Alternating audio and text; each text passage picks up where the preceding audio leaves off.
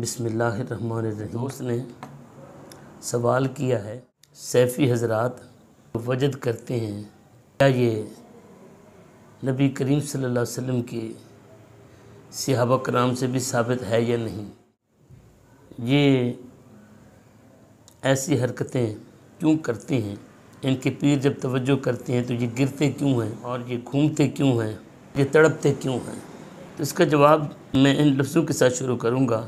نہ کسی کے رقص پہ تو طنز کر، نہ کسی کے غم کا مذاق اڑا، جسے چاہ کے جیسے نواز دے، یہ مزاج اس کے رسول ہے۔ ہم چھوٹے ہوتے طالب علمی میں سنتے تھے، علماء خطیب حضرات شعر پڑھا کرتے تھے، الہی تڑپنے پھڑکنے کی توفیق دے، دل مرتضیٰ سوز صدیق دے۔ پتہ نہیں یہ تڑپنے پھڑکنے سے مراد کیا لیتے ہیں یا کیا تڑپنا پھڑکنا مانگتے تھے۔ میں یہاں پر حضرت علی المرتضیٰ شیر خدا رضی اللہ تعالی عنہ کی حدیث پاک جو مسند امام احمد بن حنبل کے اندر موجود ہے، 857 نمبر حدیث پاک ہے، اور لفظوں کے فرق کے ساتھ بخاری شریف کے اندر 2699 نمبر حدیث پاک موجود ہے۔ واقعہ ایک ہی ہے لیکن الفاظ کا اس میں تھوڑا ڈیفرنس ہے۔ حضرت سیدنا علی المرتضیٰ رضی اللہ تعالی عنہ حدیث پاک کے راوی ہیں، مسند امام احمد بن حنبل کے حوالے سے عرض کر رہا ہوں۔ فرماتے ہیں اتیت النبی صلی اللہ علیہ وآلہ وسلم انا و جعفر و زید۔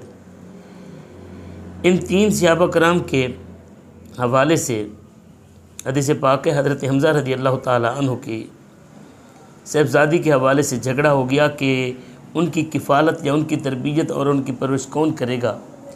حضرت علی المرتضیٰ رضی اللہ تعالی عنہ نے وہ بچی اٹھائی اور حضرت سیدہ فاطمہ الزہرا کو دے دی رضی اللہ تعالی عنہ۔ حضرت جعفر طیار رضی اللہ تعالی عنہ کہنے لگے کہ اس کا حقدار میں ہوں، کیونکہ یہ میرے چچا کی بیٹی ہے اور اس کی خالہ میرے گھر میں ہے۔ حضرت زید بن حارثہ رضی اللہ تعالی عنہ بھی دعویٰ کرنے لگے۔ جب آپس میں یہ تنازع بڑھا تو یہ تینوں بزرگ نبی کریم صلی اللہ علیہ وآلہ وسلم کے بارگاہ میں آئے، آ کر اپنا مقدمہ رکھا۔ جب اپنا مقدمہ بارگاہ نبوت صلی اللہ علیہ وآلہ وسلم میں رکھا تو میرے پاک نبی صلی اللہ علیہ وآلہ وسلم نے ان صحابہ کے ساتھ گفتگو فرمائی۔ اس محبت بھری گفتگو کی وجہ سے جو صحابہ کرام کی، حضرت زید کی، حضرت جعفر طیار کی، حضرت علی المرتضیٰ رضی اللہ تعالی عنہ کی جو کیفیت بنی، وہ اس حدیث پاک کے اندر بیان اگر جو ہوئی ہے وہ اگر پلے باندھ لی جائے تو میرے خیال میں سیفیوں کے اوپر ہونے والا سارے حملہ، تیر و تفنگ، یہ سارے رک جائیں گے۔ حضرت علی المرتضیٰ رضی اللہ تعالیٰ عنہ فرماتے ہیں جب ہم نے اپنا مقدمہ رکھا تو فقال علی زید انت مولایا، حضور صلی اللہ علیہ وسلم نے فرمایا کہ زید تو ہمارا غلام ہے۔ بخاری شریف میں ہے کہ انت اخونا و مولان، آپ ہمارے بھائی ہیں اور ہمارے غلام ہیں۔ اب یہاں الفاظ ہیں مسند امام احمد بن حنبل کے، فخجل، حضرت زید بن حارثہ رضی اللہ تعالی عنہ ایک پاؤں کے اوپر کھڑے ہو گئے اور نبی کریم صلی اللہ علیہ وآلہ وسلم کے گرد حلقہ بنا کر گھومنے لگے۔ خجلہ کی یہ لفظ اٹھا کر اگر لغت کی کتاب کسی کو مل جائے تو پھر انہیں سمجھ بھی آ جائے گی کہ نبی کریم صلی اللہ علیہ وسلم کے لفظوں کی یہ چاشنی، آقا کی یہ محبت کا انداز انہوں نے کیسے محسوس کیا اور اس کا اثر ان کے اوپر کیسے ہوا، اور یہ وجدانی کیفیت میں آ کر انہوں نے کیسے گھومنا اور جھومنا شروع کر دیا۔ پھر اس کے بعد حضرت علی المرتضیٰ رضی اللہ تعالی عنہ فرماتے ہیں حضور صلی اللہ علیہ وآلہ وسلم نے قال علی جعفر انت اشبہت خلقی و خلقی، اے جعفر آپ تو سیرت و صورت میں میرے ساتھ ملتے ہیں۔ اب اس جملے کی لذت کو حضرت جعفر طیار رضی اللہ تعالی عنہ نے اپنے سینے میں نور کے طور پر پایا تو انہوں نے حضرت زید کے گرد گھیرا بنایا اور ایک پاؤں کے اوپر گھومنا اور جھومنا شروع کر دیا۔ پھر حضرت علی المرتضیٰ رضی اللہ تعالیٰ عنہ ارشاد فرماتے ہیں کہ نبی کریم صلی اللہ علیہ وآلہ وسلم نے میری طرف توجہ فرمائی، وقال علی انت منی وانا منکا، کہ میں اے علی تو مجھ سے ہے اور میں تجھ سے ہوں۔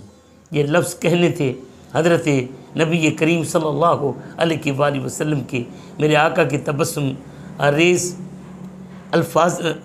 لفظوں نے حضرت علی المرتضیٰ کے اوپر کیا اثر ڈالا۔ فرماتے فحجلت وراء جعفر، پھر میں ایک پاؤں کے اوپر حضرت جعفر کے گرد حلقہ بنا کر گھومنے اور جھومنے لگ گیا۔ تو یہ اسی چیز کو لے کر حضرت ابن حجر مکی رضی اللہ تعالیٰ عنہ فتاوی حدیثیہ میں آپ سے جب سوال کیا گیا کہ یہ بتائیں کیا صحابہ کرام سے صوفیاء کا جو یہ وجد اور ذوق ہے کیا یہ ثابت ہے، تو انہوں نے یہ حدیث پاک حضرت علی المرتضیٰ رضی اللہ تعالیٰ عنہ والی سامنے بیان کرنے کے بعد فرمایا کہ ہاں یہ صحابہ کرام سے ثابت ہے۔ تو اگر ابن حجر مکی سیفی تو نہیں تھے اور وہ آج کے بھی نہیں تھے، ہمارے پیروں کے دور کے بھی نہیں تھے، ہمارے دور کے بھی نہیں ہیں، اگر وہ اس بات کو مانتے ہیں تو ہم یہی کہیں گے کہ نہ نکلی یوں برچھی تان کر، ذرا اپنا بیگانہ پہچان کر۔ اس کے اوپر بدعت اور حرام کے فتوے لگاتے ہوئے ہمیں سوچنا پڑے گا کیا کہیں یہ بدعت اور حرام کا فتویٰ صحابہ کرام کی طرف تو نہیں جا رہا۔ اللہ پاک ہمیں سمجھنے کی توفیق عطا فرمائے۔